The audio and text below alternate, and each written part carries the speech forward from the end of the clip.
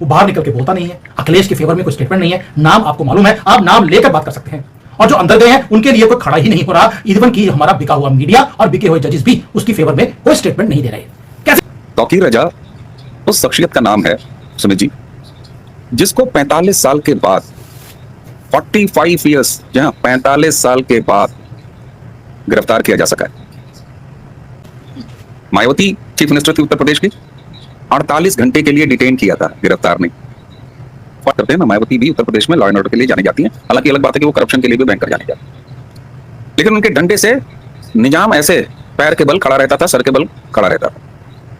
लेकिन केवल 48 घंटे रख पाई थी थाने के अंदर, वो भी एसपी ऑफिस में, उसके बाद उन्हें छोड़ना पड़ा था तौकीर रजा। लेकिन साहब, बरेली में कुछ झुमके, कुछ पायल, कुछ कंकड़, कुछ पत्थर फ्राइडे की नमाज के बाद आई लव यू बोलते हुए बिखरे, और बिखरने के बाद 44 साल की हिस्ट्री है उत्तर प्रदेश की। मौलाना तौकीर रजा अंदर, 84 उसके नजदीकी एलआई अंदर, 200 करोड़ की प्रॉपर्टी सीज नहीं, ध्वस्त, खत्म, गया, और कहीं कोई आउच नहीं।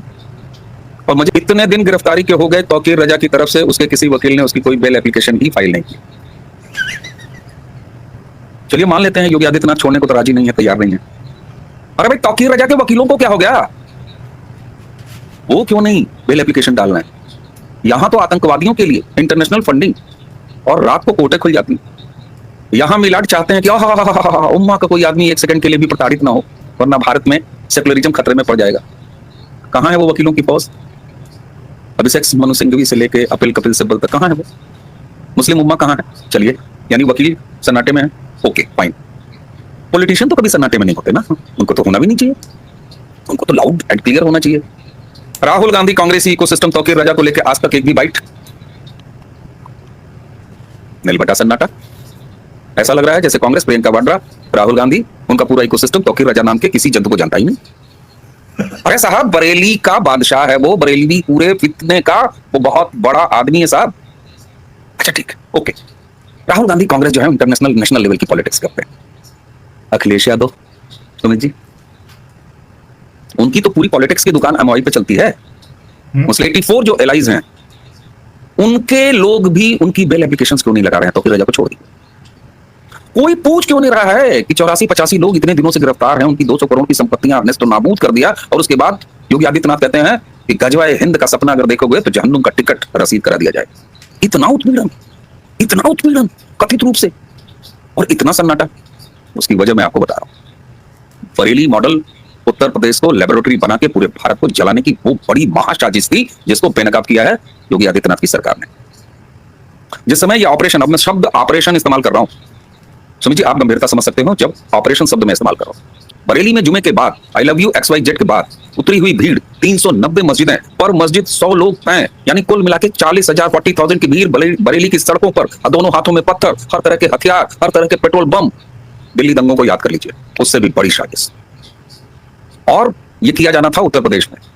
क्यों किया जाना था उत्तर प्रदेश में? इसलिए कि उत्तर प्रदेश में ये सक्सेसफुली मॉडल लॉन्च करने के बाद भारत को तोड़ने वाले, भारत को दंगे में झोंकने वाले ये मैसेज दे सके पैन इंडिया कि हमने यहां करके दिखा दिया है, अब मैदान खुला है, पूरे भारत को जला डाला। आप सोचिए, अगर 24 घंटे भी बरेली का मॉडल बरेली में एग्जीक्यूट हो गया होता तो कितना समय लगता उत्तर प्रदेश के और शहरों में दंगा फैलने में, क्योंकि तैयार ये हमेशा रहते हैं, इनके घरों पर पत्थर हमेशा रहते हैं, इनके पास हथियार हमेशा रहते हैं, ये दंगाई हैं। आपने देखा है ऐसी तस्वीरें जिसमें छतों पर महिलाएं पत्थर तोड़ रही हैं और बच्चे आगे नौजवानों को पत्थर थमा रहे हैं। ये वो कौम है साहब। 10 दिन पहले से प्रशासन ये पता था कि ये तैयारी हो रही है। 5 थाने, उनमें 390 मस्जिद, 100 आदमी, 100 दंगाई पर मस्जिद बाहर से बुला के, और इनकी योजना थी कि बस 100 लोग एक एक मस्जिद से निकलेंगे, 40,000 की भीड़ आ जाएगी, 40,000 की भीड़ इज एनफ। एडमिनिस्ट्रेशन को ये पता था, एडमिनिस्ट्रेशन लोकली, तो भैया देखो ये मत करो। एक मस्जिद चेक हो रही थी। कुछ मस्जिदों में बड़े आराम से पहले हुआ कि आओ, आते जाओ, आ जाओ, आने दिया गया। मस्जिदों में जब वो संख्या भर गई, उसके बाद फिर तहकीकात शुरू हुई कि इस मस्जिद में इतने सारे लोग, और एक एक के नाम है साहब, सारा दर्ज हुआ। फिर इकट्ठा किया गया, क्या करोगे?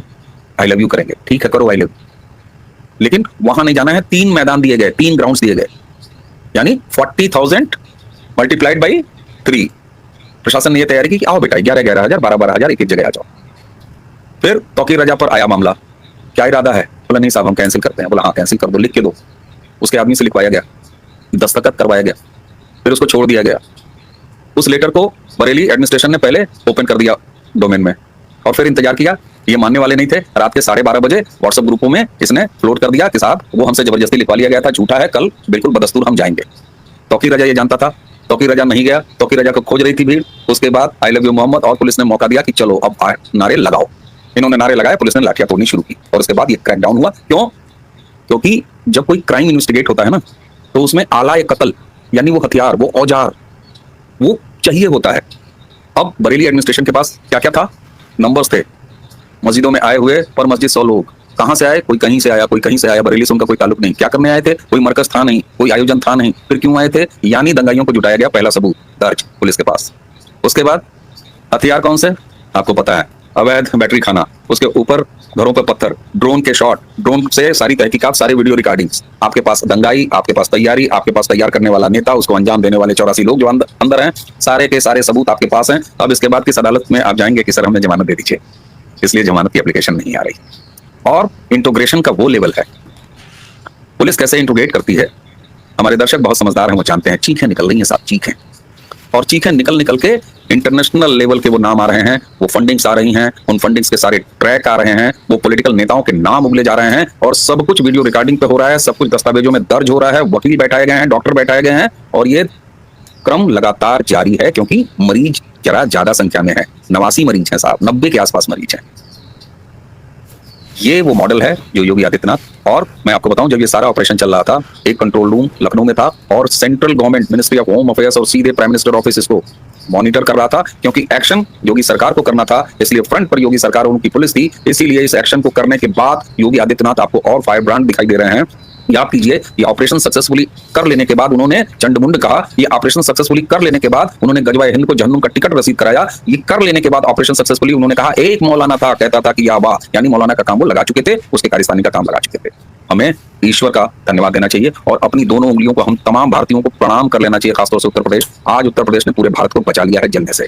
आज पूरा भारत जल रहा होता, मजहबी दंगों में जल रहा होता, और यही गिद्ध राहुल गांधी तब खामोश नहीं होता, यही अखिलेश यादव तब खामोश नहीं होता। आप समझ रहे हैं अब बरेली में क्या हुआ है? बरेली में झुमका नहीं, बरेली में हाइड्रोजन बम को डिफ्यूज किया है योगी आदित्यनाथ की सरकार। बिल्कुल सही कह रहे हैं कि हाइड्रोजन बम था,